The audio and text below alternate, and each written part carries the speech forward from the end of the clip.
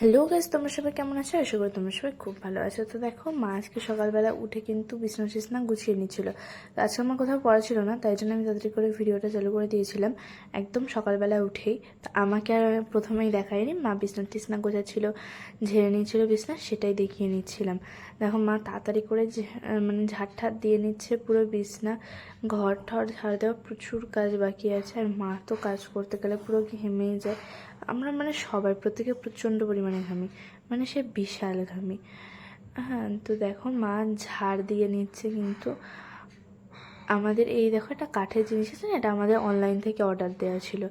তো এই জিনিসটা কিন্তু ভেবেছিলাম ফুলের টপ রাখবো, তারপরে ওটার ঘরে রাখার মতো পজিশন আমরা পাইনি, এই জন্য ওখানেই রাখা হয়েছে। মা তাড়াতাড়ি করে ঘরটার ঝাড় দিয়ে, দেখো আমার পড়ার টেবিলের অবস্থা তো খুব মানে খারাপ থাকে, মানে প্রচণ্ড। তো সেটা গুছিয়ে নিচ্ছিল, তারপরে ঘরটা মুছে নিচ্ছিল তাড়াতাড়ি করে।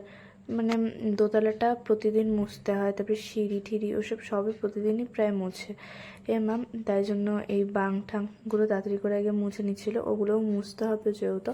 তো যতক্ষণ আমি সিঁড়ি ঠিড়ি মুছেছি না, তখন আমি স্কুলে চলে গেছিলাম। তো দেখো, এইটা হলো পুরী সোয়াবিন। মানে আমরা কয়েকদিন আগে বলতে এই 1 মাস আগের মতো পুরী গেছিলাম।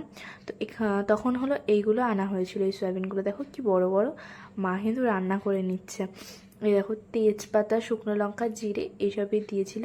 আর এখানে অনেক ধরনের মশলা টশলা বেটে নিয়েছিল, মিক্সিতে দেয়, তাই জন্য টাইম লাগে না অত বেশি একটা।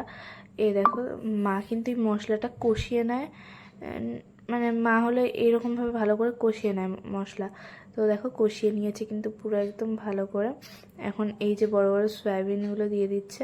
এগুলো কিন্তু খেতে যেরকম প্রচণ্ড পরিমাণে টেস্টের, মানে নর্মাল সয়াবিনের মতো টেস্ট না।